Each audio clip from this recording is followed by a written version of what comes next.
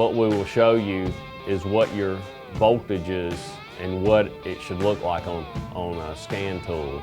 The function of your FICM board, it's timing the injectors. It is taking 12 volts, turning it into 48 volts to drive the coils on the injector.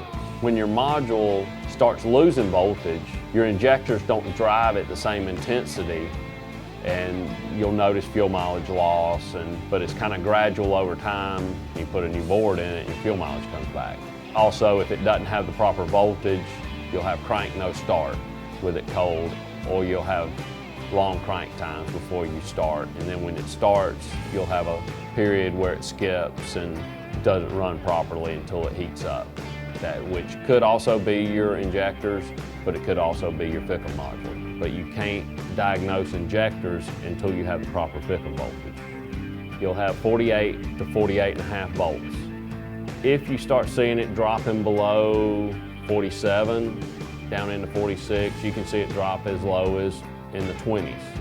That's when your half shell's bad. You'd remove your module and you would start removing the half shell. The half shell would be what was wrong with it, not the complete board. If you run into a problem where you have no FICM sync or you have no RPMs and you know your crank signal's good, that could be where your lower part of your FICM is bad, your logic part of your FICM. But just your voltage is going to be just the upper shell. And the first thing you'd want to do once you remove it and the plate that has your two Torx head bolts in it, you would want to remove that and see if your FICM is 4 bolts or if it's 7 bolts.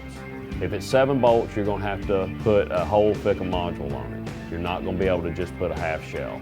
The location of the FICM module is right under your coolant jug, which Ford calls the degas bottle, in between that and the turbo. There's 3 plugs that go into the FICM module, 2 coming from the injector harness and 1 coming from the engine harness.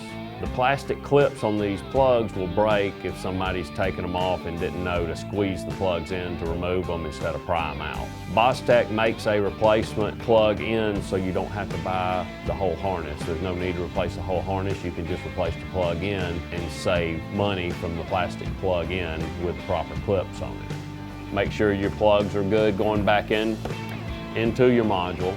Make sure that the clips are clipping back in and hold it good, and that's the whole process of replacing a FICM board.